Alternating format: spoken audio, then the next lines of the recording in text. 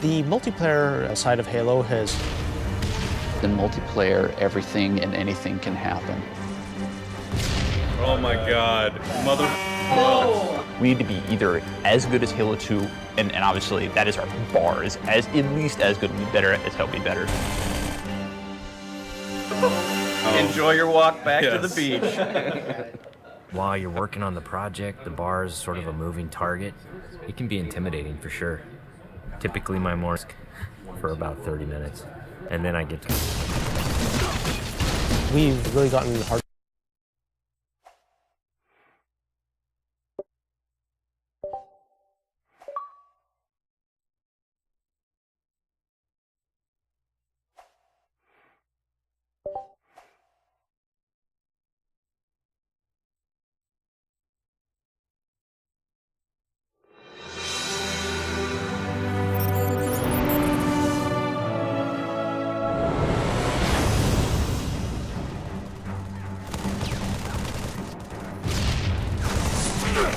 The multiplayer side of Halo has always been a little bit more faster loose. In multiplayer, everything and anything can happen. Oh my God, mother... We need to be either as good as Halo 2, and obviously that is our bar, is as at least as good, better as hell, be better. Enjoy your walk back to the beach. While you're working on the project, the bar is sort of a moving target. It can be intimidating for sure. Typically my morning starts with me weeping at my desk for about 30 minutes, and then I get to work. We've really gotten hardcore about instituting afternoon playtests. Okay, it's territories, 15-second respawn time. And it's become fundamental in how we're working on the game. Oh, Froman. Oh, you're so close. From day one, people have been in there playing it, which really refines the gameplay. It was horrible there. Oh, who broke territories? I think Halo 2 multiplayer has been played like 4 billion times. Competing against yourself is stressful. Coming up with these scenarios that people play over and over again. Now, how can we rethink that and create something that's new and interesting?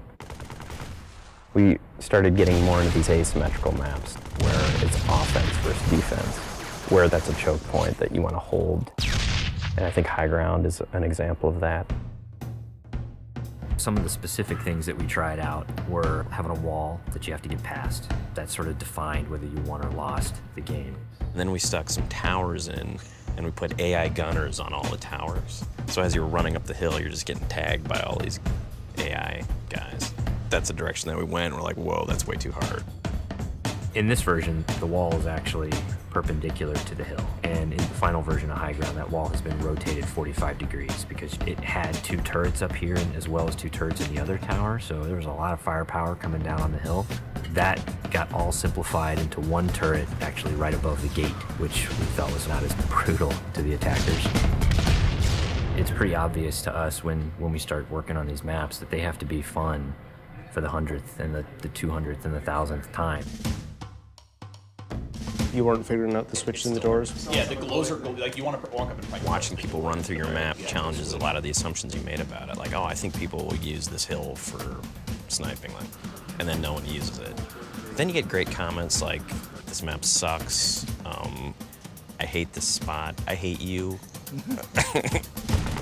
A lot of the time that we spend on these levels are in the details, making sure that the run to a weapon is equal for different areas, getting the distances right for flag captures. Because we make such an effort to place titled objects in a level, like the waterfall, the bridge, the porta potty, people can say, the flag is down by the porta potty. That immediately helps with that social aspect.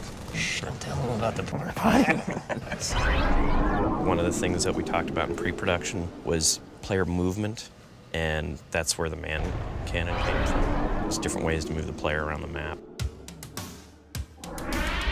In Halo 1 and Halo 2, we had these teleporters. Although it was a great way to get around quickly, it didn't provide as much inherent danger as the man cannon does. There's almost nothing more rewarding than sniping a guy out of the air as he's man cannoning across the map.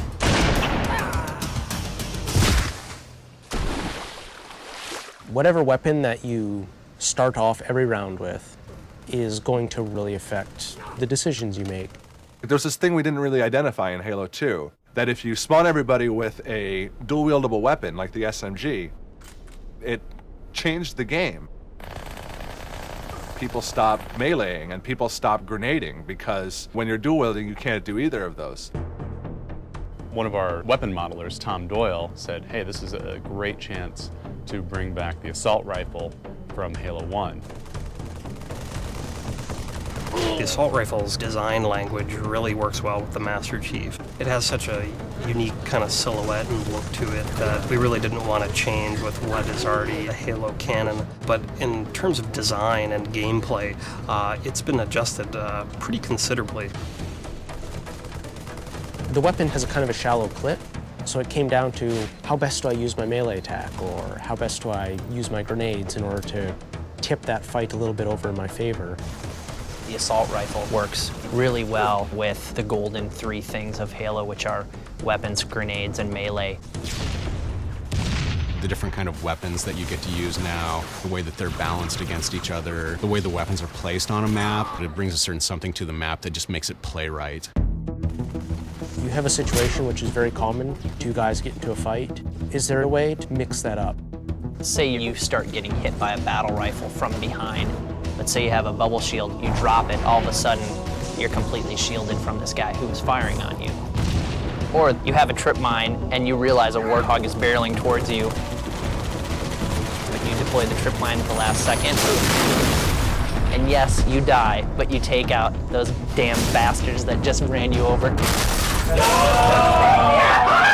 When you are done as a group playing together, the first thing you want to do is talk about it. Every game you play, you're going to be having a save film that you can stop time, shift camera angles. When you watch that.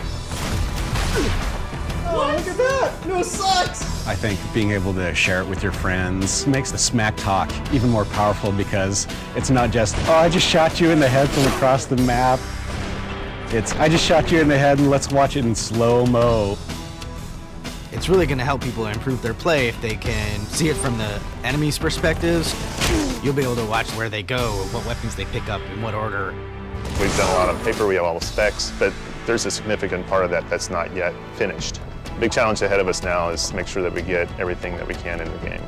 We're going to be what we're going to be, and we think it's really good, but everybody's expecting it to be really good. So we got to beat those expectations somehow. That's what's tough, yeah. That's what makes me cry at my desk.